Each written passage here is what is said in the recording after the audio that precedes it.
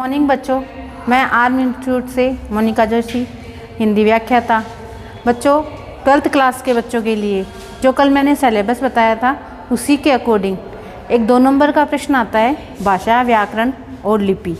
उसी के अंतर्गत उसमें भाषा की परिभाषा भी पूछ सकते हैं, भाषा के पार्ट्स भी पूछ सकते हैं, बोली के बारे में भी पूछ सकते हैं, व्याकरण के बारे में भी पूछ सकते हैं और लिपि के बारे में भी पूछ सकते हैं। उसी क्रम में मैं पहले आपको भाषा की परिभाषा बता रही हूँ कि भाषा कहते किसे हैं।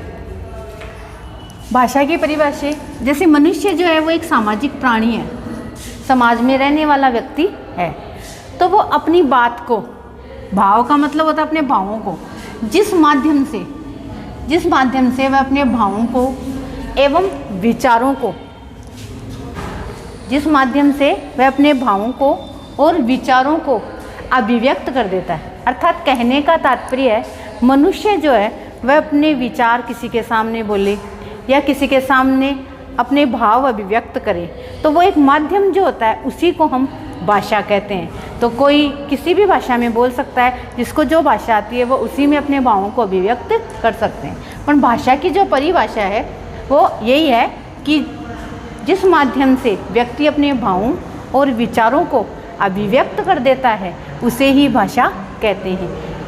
उसी प्रकार से फिर भाषा के पार्ट्स, भाषा के भेद कितने होते हैं। भाषा वैसे तो 3 प्रकार की होती है, परंतु लौकिक प्रचलन के कारण अर्थात अधिक चलने के कारण 2 ही प्रकार के प्रयोग को लेते हैं अपन।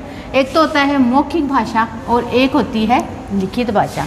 एक सांकेतिक भी होती है, पर सांकेतिक ज़्यादा प्रचलन में न होने के कारण इसका प्रयोग ज़्यादा नहीं किया जाता है, इसलिए लोग क्या करते हैं, मौखिक भाषा कहते किसे हैं। कभी कभी मौखिक भाषा के बारे में भी पूछ लेते हैं, तो उसकी भाषा परिभाषा याद करेंगे कि मनुष्य जो है, मौखिक का मतलब बोलकर, तो मनुष्य अपने भावों को या विचारों को बोलकर अभिव्यक्त कर देता है या व्यक्त कर देता है, उसे ही हम मौखिक भाषा कहते हैं।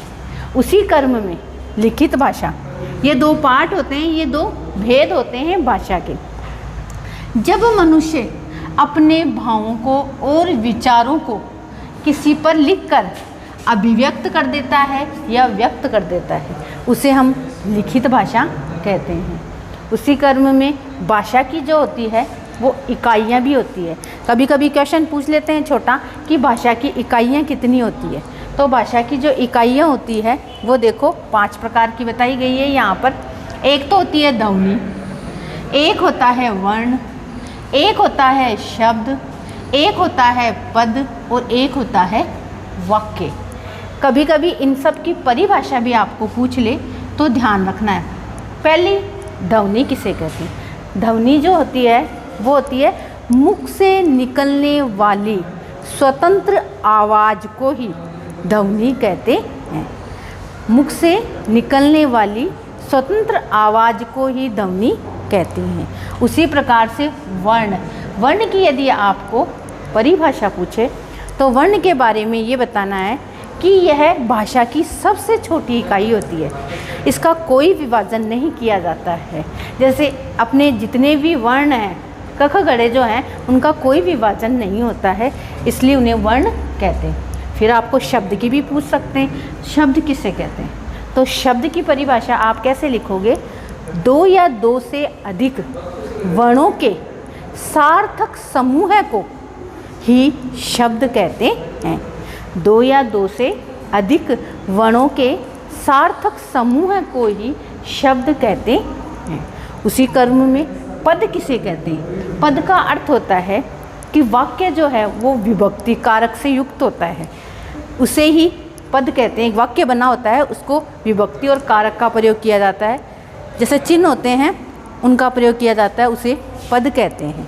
उसी क्रम में वाक्य किसे कहते हैं। तो वाक्य जो है वो शब्दों से मिलकर बना है, तो 2 या 2 से अधिक शब्दों के सार्थक समूह को ही वाक्य कहा जाता है। इनकी अलग अलग क्वेश्चन भी पूछ सकते हैं, इनके नाम भी पूछ सकते हैं, आपको याद रखना है। पिछले एग्ज़ाम में ये पूछा गया था, ऐसे क्वेश्चन दे दिया, मनुष्य एक सामाजिक प्राणी है, वह अपने भावों और विचारों को किस माध्यम से अभिव्यक्त करता है। तो इसका जो उत्तर होना था वो होना था भाषा। ये उत्तर होना था। इसलिए बीच में भी क्वेश्चन पूछ सकते हैं। आपके जो क्वेश्चन बनते हैं वो ये बनते हैं, भाषा किसे कहते हैं, भाषा के प्रकार, भाषा की इकाइयाँ, ये सारा बताना है आपको। थैंक्स।